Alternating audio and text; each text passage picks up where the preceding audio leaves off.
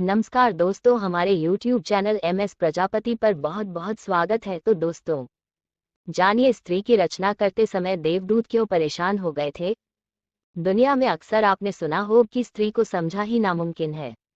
लोगों का ये भी मानना है कि भगवान जिन्होंने स्त्री को बनाया वह भी इन्हें नहीं समझ सकता, और ऐसा माना जाता है कि स्त्रियों को समझ पाना बहुत मुश्किल होता है। आपको जानकर बहुत आश्चर्य होगा कि जब स्त्री की रचना हो रही थी तो भगवान ने बहुत फुर्सत से इसकी रचना की थी, और रचना करते करते इतना वक्त लग गया कि देवता भी भगवान से सवाल करने लगे कि हे भगवान, आपको सृष्टि की इस रचना में ज्यादा समय क्यों लग रहा है। जरा इसे भी, दरअसल भगवान जब नारी की रचना कर रहे थे तब उन्हें 7 दिन पूरे हो चुके थे और उसके बाद भी रचना चलती रही लेकिन पूरी न हो सकी, अभी यह अधूरी थी। ऐसे में देवदूत प्रश्न करने लगे और विवश हो गए कि क्या वजह है कि भगवान को इतना ज्यादा समय लग रहा है। उन्होंने पूछा कि है प्रभु, आपने 1 मिनट में दुनिया बना दी लेकिन नारी को बनाने में इतना समय क्यों लग रहा है।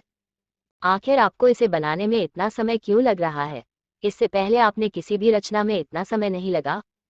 तब भगवान ने देवदूत को उत्तर दिया कि देवदूत, क्या तुमने इसके गुण देखे हैं जिसकी मैं रचना कर रहा हूँ। ये मेरी वो रचना है जो हर हालत में डटी रहती है।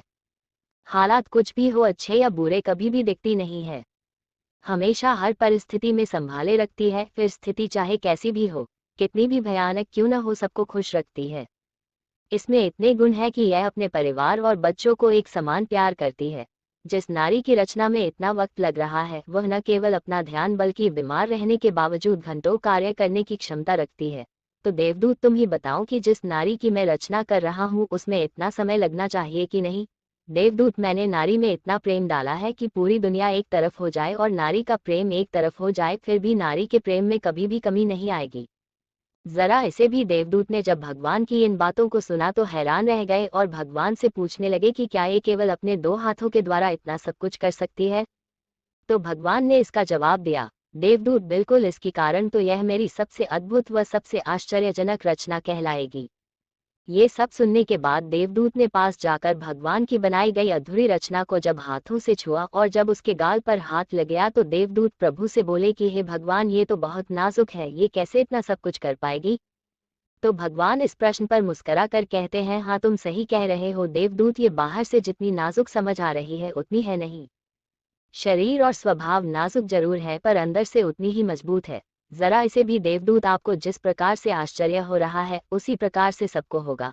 लेकिन इस रचना में यही गुण है कि जितनी ज्यादा यह नाजुक है, इससे ज्यादा नाजुक कोई रचना नहीं होगी। और यह उतनी ज्यादा मजबूत भी है, लेकिन अवसर आने पर जब जैसा होगा उसी में ढल जाएगी।